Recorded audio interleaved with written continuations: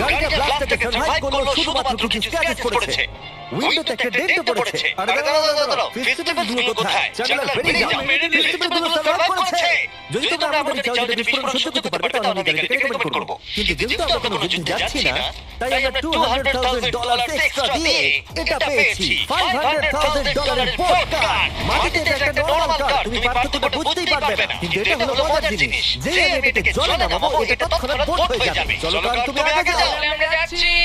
আমার এটা ঠিক মনে হচ্ছে না।